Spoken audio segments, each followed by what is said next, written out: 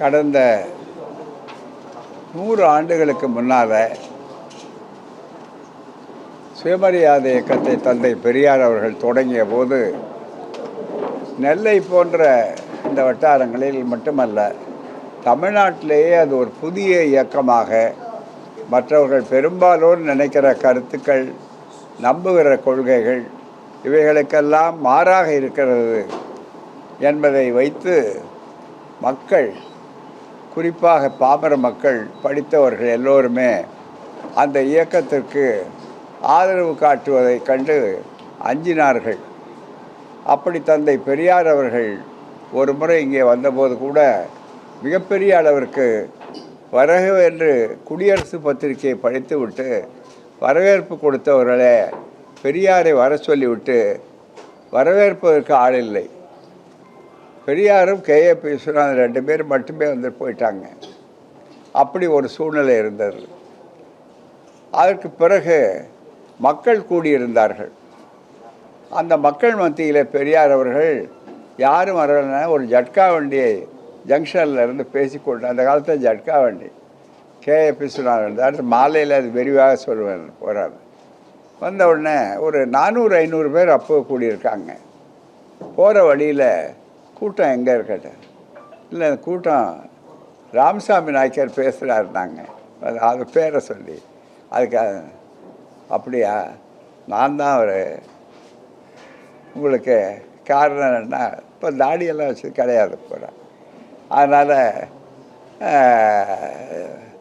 என்னை பற்றி ஒரு நோட்டீஸ் போட்டிருக்காங்க, அது என் கவனத்துக்கு வந்ததுங்க. அவர் சாமி இல்லைங்கிற ஒரு புராணம், நம்ம இதை சாஸ்திரங்கள்லாம் தப்புன்னு சொல்கிறவர் அப்படின்னு சொல்லியிருக்காங்க அப்படின்னு ஒரு நோட்டீஸ் பார்த்தேன். அதுக்காக தான் விளக்கம் சொல்கிறதுக்கு தான் நான் வர்றேன்னு வந்திருக்கேன் அப்படின்னு. நான் சொல்லலை, அவரை பற்றி இவர் சொல்கிறாரு, இவரை பற்றி அவர் சொல்லியிருக்காரு. இது எல்லாத்தையும் நான் எடுத்து கண்டித்து சொல்கிறப்ப, ஏன் நாம் இது எல்லாமே தப்புன்னு சொல்லக்கூடாது அப்படின்னு உங்களுக்கு விளக்கி சொல்கிறதுக்காகவும், ஏன் என்னுடைய நிலையை வளர்க்குறதுக்கு தான் வந்திருக்கேன். நீ ஏற்கணும்னு அவசியம் இல்லை, கேட்குறவங்க கேளுங்க, விட்டுட்டு போயிடுங்கன்னு சொன்னார். இது 1929 ஆதாரத்தோடு சொல்வேன். அதே நெல்லையில் 46 ஒரு வரலாறு. அந்த 46 வரலாறில் என்னென்னா, ஒரு பெரிய பேட்டையில் மாநாடு. அந்த மாநாட்டுக்கு நான் வந்திருந்தேன். என்னுடைய ஆசிரியர் திராவிடமணி. அப்போ இயக்கத்தில் பெரியார், அண்ணா, சம்பத்து, நாவலர் எல்லாம் மாணவர்கள் எல்லாம் வந்தாங்க. வந்தபோது குமாரவிலாஸ் அவர் பிரம்மநாயகம் அவர் தான் மாவட்ட தலைவர், வரவேற்பு தலைவர். பெரிய அளவில் அந்த நிகழ்ச்சிகள் நடந்தது போகாமே. அன்றைக்கு அந்த 46 வரவேற்பு நெல்லை நகராட்சி, அதாவது 29 யார் ஆதரவு இல்லைன்னு சொன்னாங்களோ நகராட்சி கொடுத்துருக்காரு. நகராட்சி வரவேற்பு பெரிய மாநாடு. அந்த மாநாட்டில் நான் 13 வயது சிறுவன் பேசியிருக்கேன். அது விளம்பரமே பத்திரிக்கையில் எழுதியிருக்காங்க. சிறுவன் வீரமணி பேசுவார் போட்டு அதெல்லாம் நடந்தது. அதுக்கப்புறம் இந்த இயக்கம் வளர்ந்த பிற்பாடு ஐயாவுக்கு பாருங்கள், 29லேருந்து இந்த இயக்கம் பெரியாருடைய கொள்கைகள் நெல்லை சீமையிலையும் நல்ல ஒடுக்கப்பட்ட மக்கள், எல்லா மக்கள் பகுதிகளிலையும் பொதுவாக இருக்கிறவங்களையும், வஉசி போன்றவர்களே ஐயாவை வரவேற்று சொல்லக்கூடிய அளவிலையும் ஒரு பெரிய மாறுதலை ஏற்படுத்துச்சு. அதை விளக்கி சொல்லணும். அதே மாதிரி பிறகு கூட சூரி சேர்மனாக இருந்தபோது, மற்றவர்கள் இருந்தபோது கூட ஐயாவுக்கு 2 தடவை வரவேற்பு கொடுத்துருக்குறாங்க பாராமல். அப்படிப்பட்டது ஐயா மறைஞ்ச உட்பாடு உங்களுக்கு தெரியும். பெரிய அளவில் இன்றைக்கி பேருந்துக்கே பெரியார் பேருந்து தான் மிகப்பெரிய அளவுக்கு வச்சுருக்குறாங்க. ஆகவே ஒரு கொள்கை, அதில் உறுதி, தெளிவு, தொடர்ந்து எதிர்ப்பு வந்தாலும் அந்த எதிர்ப்பை தாண்டி நிற்கக்கூடிய அளவிற்கு திட சித்தம், இது அத்தனையும் படைத்தவர் பெரியார். அதை இளைஞர்கள் மத்தியில் எடுத்து சொல்லி இன்றைய சூழ்நிலையில் பதவி ஆசைக்காக கட்சி மாறுதல், இந்த மாதிரி கொள்கையை பற்றி கவலைப்படாத பொது வாழ்க்கை இவைகளெல்லாம் இருப்பதை எடுத்து சொல்லி மிகப்பெரிய அளவுக்கு போதை ஒழிப்பு எவ்வளோ முக்கியமோ அவ்வளோ முக்கியம் மற்ற போதைகள் இருக்குது பாருங்க, ஜாதி போதை, ஜாதி வெறித்தனம், ஜாதி அடையாளப்படுத்துறது, அதனால் ஜாதி ஆணவ கொலைகள் இப்படியெல்லாம் இருக்கக்கூடாதுன்ற பிரச்சாரம் செய்வதற்காகவும், அதே போல் நம்முடைய மாணவருடைய எதிர்காலத்தை ஒரு முறையில் முதல் தமிழ்நாடு தான் எதிர்த்தது. தீக்காவது சொன்னது திராவிட கழகம், திமுக ஆட்சி அதை உறுதியாக எடுத்து சொல்லி மற்ற மாநிலங்களுக்கெல்லாம் கூட நீட்டு நல்ல தகுதி தேர்வை உருவாக்குறது தானே அப்படின்னு மருத்துவ படிப்பை தடுத்தார்கள். இன்றைக்கு அது இந்தியா பூராவிலும் உணரக்கூடிய அளவுக்கு வந்து டெல்லி தலைநகரத்தையே குறுக்கக்கூடிய அளவுக்கு வந்தார்கள்.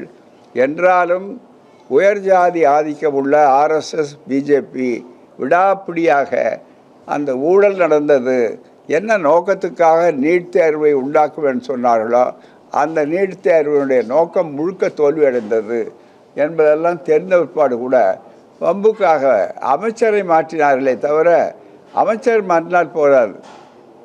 எது அவர்களுக்கு அதிகாரம் இல்லாத ஒரு தேர்வு முகம் நடத்துகிறார்கள்.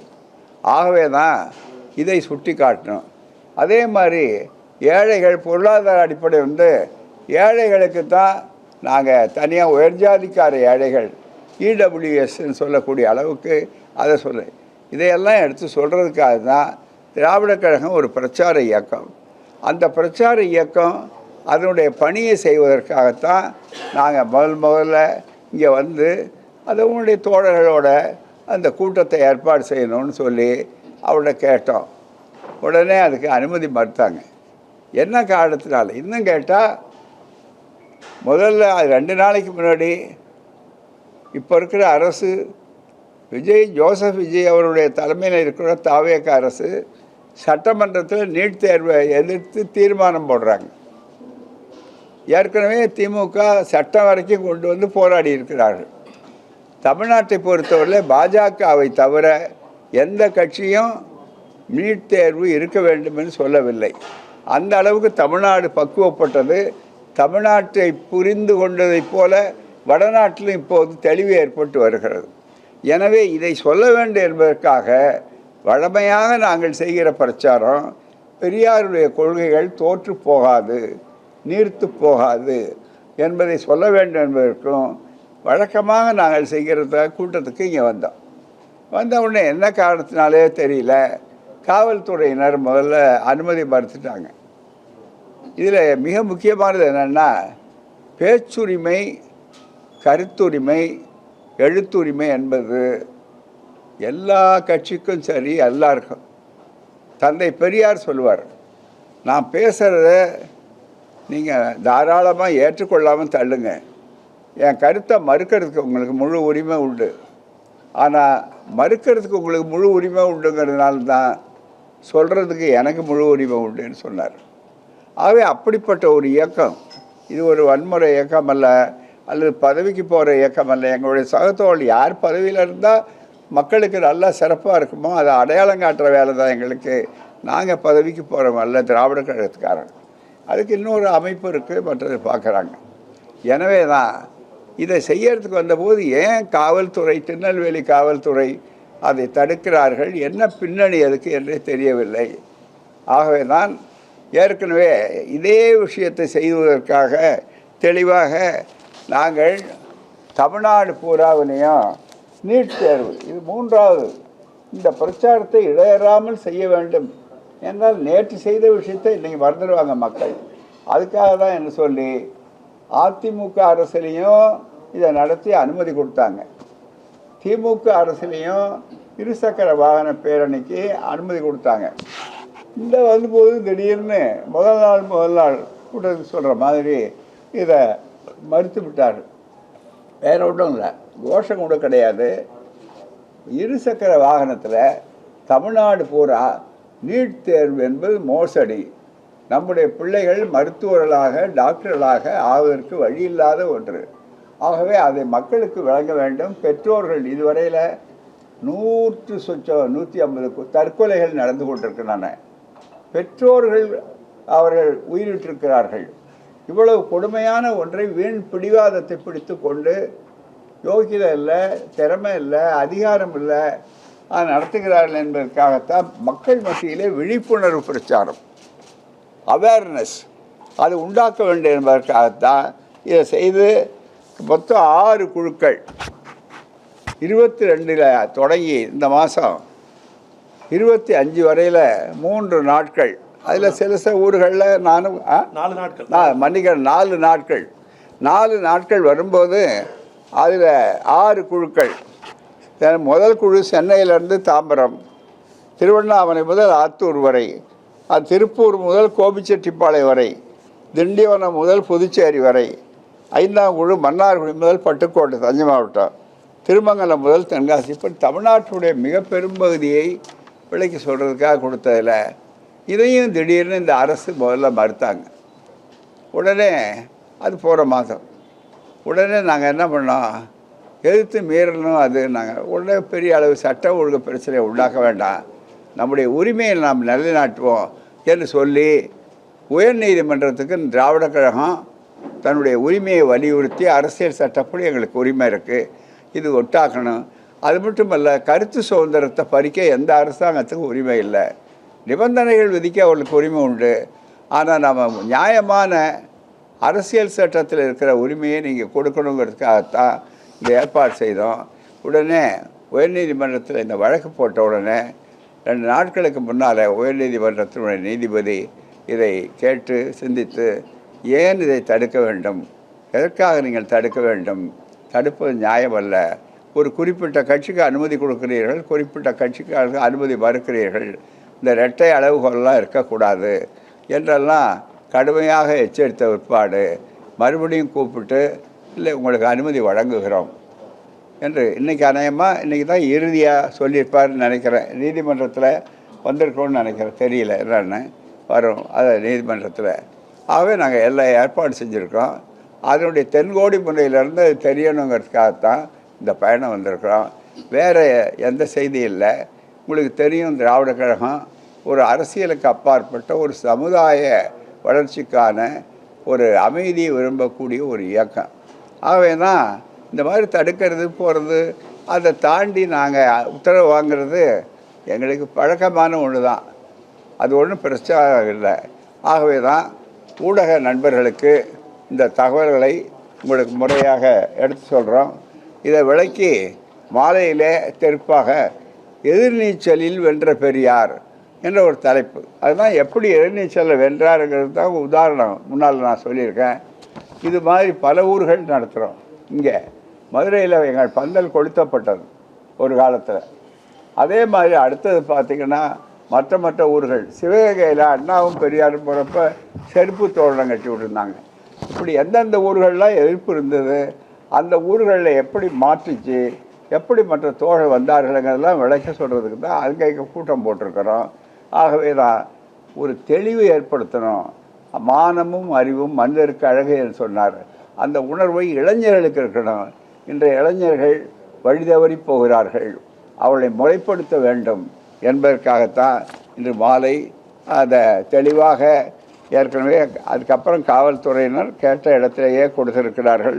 உங்களுக்கு தெரியும், மிகப்பெரிய அளவுக்கு வாகையடி முனையில் மாலை கூட்டம் இருக்குது.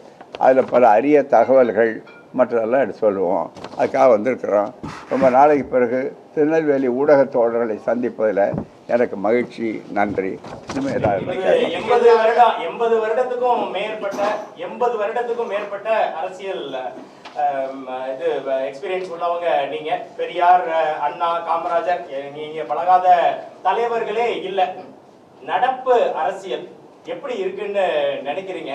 அந்த கொள்கை அடிப்படையிலான அரசியல் தமிழ்நாட்டில் இப்போ எடுத்துட்டு போகப்படுதுன்னு நினைக்கிறீங்களா? மாறி இருக்கக்கூடிய கூட்டணிகள், ஆட்சிக்கு வந்த கூட்டணியோட சேர்ந்த கட்சிகள், இதுல எல்லாம் திராவிடர் கழகத்தோட பார்வை எப்படி இருக்கு? திராவிட கழகத்தினுடைய பார்வை என்பது இருக்கிறத ரொம்ப தெளிவான பார்வை. ஏன்னு சொன்னால், ஜனநாயகம் என்பது இருக்கிறத, அந்த ஜனநாயகத்தில் 18 வயது உள்ளவர்களுக்கெல்லாம் வாக்குரிமை கொடுத்துருக்குறாங்க. அந்த வாக்குரிமையை பயன்படுத்தி ஒரு ஆட்சி வந்திருக்கிறது. அந்த ஆட்சியை பொறுத்தவரையில் எதை எதை சொல்லி இந்த ஆட்சிக்கு வந்திருக்கிறார்களோ 100 நாள் ஆண்டத்தில் அதையெல்லாம் முறையாக செயல்படுத்தினார்களா என்று கேட்கிற உரிமை மக்களுக்கும் உண்டு, வாக்களித்தவர்களுக்கும் உண்டு, வாக்களிக்காதவர்களுக்கும் உண்டு. அந்த அடிப்படையில் பார்க்கும்போது நிச்சயமாக ஆட்சிக்கு வந்த பிற்பாடு அவர்கள் மக்களை போய் பார்த்து சரியாக ஓட்டு போட்டார்களா தவறாக ஓட்டு போட்டார்களா என்றெல்லாம் மக்கள் தீர்ப்பு எதுவாக இருந்தாலும், அது சரியாக இருந்தாலும் தவறாக இருந்தாலும், எப்படி உயர்நீதிமன்ற தீர்ப்பு உச்சநீதிமன்ற தீர்ப்புக்கு நாம் கட்டுப்படுறோமோ அதை விட அதிகமானது மக்கள் தீர்ப்பு. அப்படி வந்த ஒரு அரசு அது சொன்ன வாக்குறுதிகளை நிறைவேற்ற வேண்டும், நிறைவேற்ற கடமைப்பட்டிருக்கிறார்கள் என்று சொல்லும்போது ஆக்கப்பூர்வமான எதிர்க்கட்சியும் ஆக்கப்பூர்வமான ஆட்சியும் இருந்தால் மக்கள் வாக்களித்ததற்கு முழு பயன் ஏற்படக்கூடும். மாற்றம் என்ற பெயரால் வெறும் பெயர் மாற்றமோ காட்சி மாற்றமோ இருக்கக்கூடாது. ஆட்சி மாற்றம் வந்து விட்டது, ஆனால் அதே நேரத்தில் தெளிவாக ஜனநாயகத்திற்கு மேலும் பெருமை சேர்க்கக்கூடிய ஆட்சியாக இருக்க வேண்டுமே தவிர இதுபோல் கருத்து சுதந்திரம் பறிப்பது அது மாதிரி மற்ற காரியங்கள் செய்ய முடியாது. ஒரு வாதம் சொல்லப்படுகிறது என்னென்னா, எதிர்கட்சி ஆக்கப்பூர்வமாக கேட்குறாங்க, திமுக எதிர்கட்சி, அதே மாதிரி மற்ற கட்சிகள் அதிமுக இருக்காங்க, எல்லோரும் அவங்க கேள்விகள் கேட்குறாங்க. இன்றைக்கு நேற்று வரையில் ஆளுங்கட்சிக்கு எதிர்கட்சிக்கு இருக்கிற ஒரு வேறுபாடு என்னென்னா, நேற்று கட்சி ஆரம்பித்தவர் நிறைய கேள்விகள் கேட்டார், பதில் சொல்ல வேண்டிய இடத்துல ஆளுங்கட்சி இருந்தாங்க, மக்கள் மாற்றி விட்டார்கள். இப்போ அப்படின்னா இப்போ எதிர்கட்சியினருடைய பங்கு இருக்குன்னா கேள்வி கேட்பார்கள். கேள்வி கேட்கிற இடத்துல எதிர்கட்சிகள் இருக்காங்க, பதில் சொல்ல வேண்டிய கடமை ஆளுங்கட்சிக்கு இருக்கிறது. ஆனால் அதை அவர் மறுதளிக்க முடியாது. பெரும்பாலான செய்திகளுக்கு அவர்கள் நேரடியாக பதில் சொல்வதில்லை. என்ன நடக்கிறது, நீதிமன்றத்தில் கேட்குறார் நீதிபதி நேற்று, என்ன நடக்குது? ஒரு பக்கம் இல்லை நாங்கள் தீர்மானம் நிறைவேற்றுறோம், நேற்று ஆமாம் நீங்கள் தீர்மானம் நிறைவேற்றுறீங்க, அதை பிரச்சாரம் பண்ண வேண்டாமா, அது போகிறாங்க, அவங்கள எதுக்கு எல்லாருக்கும் தடுக்கிறீங்க என்று நீதிபதிகளே கேட்கக்கூடிய அளவில் இருக்கிறது. அது மட்டுமல்ல, சில அவசரப்பட்ட நடவடிக்கை எடுத்து சட்டம் ஒழுங்கு எப்படி இருக்குன்னு சொல்ல வேண்டிய அவசியம் இல்லை. அதுலேயும் நெல்லை மாவட்டம் நாங்கள்லாம் வருத்தத்துக்குரியது என்னென்னா, ஒரு பக்கம் ஆணவ கொலைகள், இன்னொரு பக்கம் கூலிப்படை கொலைகள், இதெல்லாம் நடந்து கொண்டிருக்கிறது. கோவையில் என்ன நடந்திருக்கிறது என்றெல்லாம் சொல்லணும். உடனே ஒரு டிஃபென்ஸ் அவர்கள் தரப்பில் ஒரு பாதுகாப்பு வாதம் சொல்கிறாங்க. என்னென்னா, ஏங்க 5 வருஷம் நாங்கள் ஆளணும், உடனடியாக சரிப்படுத்த முடியுமா? எல்லாம் போன அரசாங்கத்தில் பழி சொல்லக்கூடாது. ஏன்னு சொன்னால், ஒரே வார்த்தை ஏற்கனவே அண்ணா இருக்கும்போது எதிர்கட்சியில் ஒரு வாதம் வந்தது. அப்போ ஒரே வார்த்தை எதிர்கட்சிக்காரர் சொன்னார், அதுக்காக தானே எங்களை மாற்றி விட்டாங்க, உங்களை கொண்டு வந்து உட்கார வச்சுருக்காங்க. இப்போ நாங்கள் இந்த இடத்துல இருக்கோம், நீங்கள் அந்த இடத்துல உட்காந்துருக்கீங்க, ஆகவே உங்களுடைய கடமை நாங்கள் இதை செய்தீர்கள் சொல்கிறாரு. எங்களை செஞ்சிருக்கிற ரைட்டு தப்புங்கிறது வேறு, அதுக்காக எங்களை மாற்றிட்டாங்க, இப்போ நீங்கள் செய்யணுமேன்னு சொன்னால் அவர் சொல்கிறதில் என்ன விஷயத்தை பார்க்கணுன்னா, உடனடியாக மாலையாக அதை கட்டலைன்னு கேட்க முடியாது. ஆனால் அதை அவகாசம் கொடுத்துருக்காங்க. அவகாசம் 100 நாள் தான் ஆச்சு, இன்னும் 6 மாதம் இருக்கும், மற்றதும் சொல்லலாம். அவகாசம் தேவை தான். ஆனால் ஒன்றே ஒன்று என்னென்னா, எதுக்கு அவகாசம் தேவையில்லைங்கிறத பிரித்து பார்க்கணும். அது ரொம்ப முக்கியமானது. சட்டம் ஒழுங்கை நிலைநாட்டுவதில் அவகாசம் கொடுக்க முடியாது. அது தீ அணைப்பு மாதிரி மிக முக்கியமாக. தீ அணைப்பில் போய் அவகாசம் கேட்க முடியுமா யாராவது? இப்போ தான் நாங்கள் புதுசாக வந்திருக்கிறோங்க அந்த பணிக்கு, ஆகவே இப்போ தான் நான் புது அதிகாரியாக வந்திருக்கேன், இப்போ தான் ரெக்ரூட் ஆகியிருக்கேன், அதனால் எனக்கு கொஞ்சம் அவகாசம் கொடுங்கன்னா வீடு எரிஞ்சு போயிடும். அதனால் அவகாசம் கொடுக்க வேண்டியது அவகாசம் கொடுக்கலாம். அதே மாதிரி ஐசியூவில் இருக்கக்கூடிய நோயாளிக்கு அவகாசம் கொடுக்க முடியாது. டாக்டருக்கு போய் இல்லை புதுசாக வந்திருக்கேன் கொஞ்சம் அவகாசம் கொடுங்கன்னா அதுபோல் சட்டம் ஒழுங்கு என்பது மக்களை காப்பாற்றுகிறது. மக்கள் இருந்தால்தான் யாருமே இருக்க முடியும், ஆட்சி உட்பட. ஆகவே நான் அவகாசம் கொடுக்க வேண்டியவர்களுக்கு அவகாசம் கொடுப்போம், திட்டங்களையே உடனடியாக பெரிய திட்டங்களை உடனே நிறைவேற்றலை அப்படின்னு கேட்க வேண்டிய அவசியம் இல்லை, கேட்டாலும் நியாயப்படுத்த முடியாது.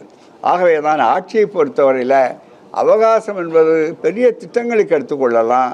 ஆனால் சட்டம் ஒழுங்கு என்பது இருக்கிறத அதற்கும் அதே போல் பழிவாங்கம் நடக்கக்கூடிய கருத்துக்கள் தங்களுக்கு எதிராக பேசும் அரசியல்னால் விமர்சனம் இருப்பார்கள். கருத்துக்களை உடனே அதை கைது செய்கிறது. இதில் என்னன்னா இவன் இதுவரையில் பல இடங்களில் எடுத்த நடவடிக்கைகளை உயர்நீதிமன்றம் ஏற்றுக்கொண்டதாக வரலாறு இல்லை. அது ஒன்றே அவர்கள் தங்களுடைய போக்கை மாற்றிக்கொள்ள வேண்டும் என்பதற்கு சரியான அடையாளம். ஆகவே இன்னும் ஆட்சியாக நடக்கட்டும், ஆனால் ஆட்சிகள் காட்சிகளாக மாறக்கூடாது. இதுதான். நன்றி.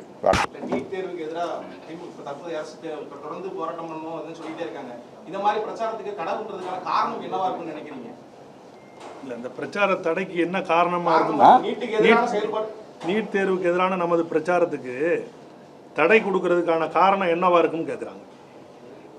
காரணமே சொல்லலை, அதுதான் வேடிக்கை. அதாவது ஒரே ஒரு காரணம் என்னன்னா, அவங்க வழக்கமாக சொல்கிறதுக்குல காவல்துறையில் நெரிசல், ஜன நெரிசல் ரொம்ப அதிகமாக இருக்குது அப்படின்னு. ஜன நெரிசல் இங்கே மட்டும் இல்லை, எல்லா இடத்துலையும். எங்கே ஜன நெரிசல் இல்லாத இடத்துக்கு எங்கே போக முடியும்? எல்லா இடத்துலையும் ஜன நெரிசல் தான் இருக்குது. அதையும் தாண்டி அதுக்குன்னு ஒதுக்கப்பட்ட இடங்கள் இருக்குது, அங்கே கொடுக்கலாம். இந்த இடத்துல ஜன நெரிசல் இருக்கணும். இப்போ உதாரணமாக நாங்கள் பாதை போட்டு கொடுத்துருக்கோம். பொதுக்கூட்டங்களே உச்சநீதிமன்றத்தில் கூட இந்த குறுக்க சாலைகள் அதெல்லாம் வரும்போது கூட ஒரு தீர்ப்புகள் இருக்குது. என்ன தீர்ப்புகள்னால், போக்குவரத்துக்கு இடையூறு இல்லாமல் ஒழுங்குபடுத்தலான்னு சொல்லியிருக்காங்க. ஆகவே தான் அவர்கள் எந்த காரணத்தையும் போதிய காரணத்தை சொல்லலை. போதிய காரணத்தை சொல்லியிருந்தால் நாங்கள் அதுக்கு ஒத்துழைப்போம். எங்களை பொறுத்தவரையில் இதை ஏதோ போலீஸுக்கு எதிராகவோ ஆட்சிக்கு எதிராகவோ நடத்தணும் இல்லை, நீட்டுக்கு எதிராக நடத்துகிறோம்.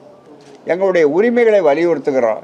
மக்களை பாதுகாக்க வேண்டும், மாணவர்களை பாதுகாக்க வேண்டும். ஆகவே தான் அவர்கள் ஒரு காரணமும் சொல்லாமல் மிக முக்கியமாக மறுக்கிறார்கள். காரணம் ஏதாவது சொல்லணும்னு வந்தால் பிள்ளைகள் பள்ளிக்கூட நேரம் அப்படின்னு. ஒரு ஊரில் உங்களுக்கு சொல்கிறேன், எங்களுக்கு இந்த அனுபவம் ரொம்ப அதிகம் உண்டு. போகாமல் ஒரு ஊரில் அங்கே காவல்துறை ஒரே மாதிரி மறுக்க மாட்டாங்க. அவங்க மறுக்கும்போது முதல்ல மறுக்கிறதுன்னு முடிவு பண்ணிட்டா ஒவ்வொருத்தரும் நீங்கள் எங்கள் பதில் சொல்லுங்கன்னு உடனே ஒருத்தர் எழுதினார், மாணவர்கள் ஏராளமாக பள்ளிக்கூடத்திலிருந்து திரும்பக்கூடியதால் இந்த ஊர்வலம் பாதிக்கும்னு கொடுத்தாங்க. அன்றைக்கி ஞாயிற்றுக்கிழமைங்கன்னு சொல்லுங்க. அதுதான் மாணவர்கள் வீட்டில் தான் இருப்பாங்க அப்படின்னு. அப்புறம் தான் அவங்க கருத்துக்கிட்டாங்க. அனுமதி பேர் நான் போட்டு இதே மாதிரி நீதிமன்றம் சொல்லிவிட்டு நீதிமன்றத்தில் போய் சொன்னால் ஞாயிற்றுக்கிழமையில் போய் எந்த மாணவர் வர்றாரு அப்படின்னு பள்ளிக்கூடத்துக்கு அருகில் இருக்குது கேட்குறாங்க அப்படின்னா. அதே மாதிரி மக்கள் புழக்கம் இல்லாத இடமே கிடையாது. இப்போ எல்லா இடமும் பார்த்திங்கன்னா அது எதுவாக இருந்தாலும் எந்த இடமாக இருந்தாலும் மக்கள் புழக்கம் இருக்கும். ஆக காரணம் சொல்லலை. தயவு செய்து காவல்துறையினர் ராஜாவை மிஞ்சும் ராஜ விசுவாசிகளாக ஆகக்கூடாது. மத்திய அரசோட திட்டங்களை எதிர்க்கிறதுனால இந்த போராட்டத்துக்கு அனுமதி இல்லை அப்படிங்கிறத தமிழக அரசு சொல்லுவாங்க. மத்திய அரசுடைய திட்டங்களை எதிர்க்கிறதுனால அரசாங்கம் தடை பண்றாங்களான்னு கேட்குறாங்க. மத்திய அரசு திட்டம் இல்லை, மக்கள் விரோத திட்டம். மத்திய அரசு திட்டங்கள் எதுவாக இருந்தாலும், இப்போ மத்திய அரசு திட்டம் எல்லாமே எல்லாருக்கும் உணவு கொடுங்கன்னு சொல்கிறாங்க, அதை நாங்கள் எதுக்கிறோமா? அது இல்லை. மத்திய அரசில் மக்கள் விரோதமாகவும் மக்களை பாதிக்கக்கூடிய திட்டமாக இருந்தது. அப்படியே இருந்தால் கூட மாற்று கருத்து சொல்வதற்கு உரிமை உண்டு. நீங்கள் அதுக்காக அதுக்கு பதில் இல்லை. சரியான பதிலும் சரியான விடையும் மக்கள் மத்தியில் சொல்வதற்கு தான் இருக்கணும். ஒரே ஒரு மாற்று கருத்தே இருக்கக்கூடாது. நான் சொல்கிற வழி இருந்தால் அதுக்கு பேர் ஃபாசிசம். அதுதான் புரிந்து கொள்ளணும். சர்வாதிகாரம். ஜனநாயகத்தில் இந்திய அரசியல் சட்டத்தை படி மந்திரிகள்லேருந்து எம்எல்ஏக்கள்லேருந்து பஞ்சாயத்து தலைவர்லேருந்து குடியரசுத் தலைவர் வரையில் பதவி பிரமாணம் எடுக்கும்போது அரசியல் சட்டத்தை காப்பாற்றுவோம். அதுபடி இல்லை. அதுதான் வேற ஒன்று. இந்த அரசும் பாசிச அரசான்னு கேட்கிறாரு. இந்த அரசு பாசிசத்துக்கு துணை போகுதான்னு கேட்கிறாரு. இந்த அரசாங்கம் பாசிசத்துக்கு துணை போகுதான்னு கேட்கிறாரு. அதுக்கு தெளிவாக தான் அர்த்தம். அது போகுதா போகலையான்னு அவங்க முடிக்கணும். ஏன்னா அரசாங்கத்தையே சில நேரங்களில் தெரியாது. இதுக்கு நீங்கள் சொல்கிற பதில் இருக்க, நாங்கள் துணை போகிறோமா துணை போகலையான்னு அவங்களுக்கே புரியுமாங்கிற சந்தேகம் இருக்குது இப்போ. ஏன்னா பல நிலைப்பாடுகள் அப்படி தான் இருக்குது. ஆகவே இந்த கேள்வி ரொம்ப சிக்கலான கேள்வி. இது முதலமைச்சரோ அல்லது மற்றவர்களோ அரசாங்கமோ பதிலளிக்க வேண்டிய விஷயம். நன்றி, வணக்கம்.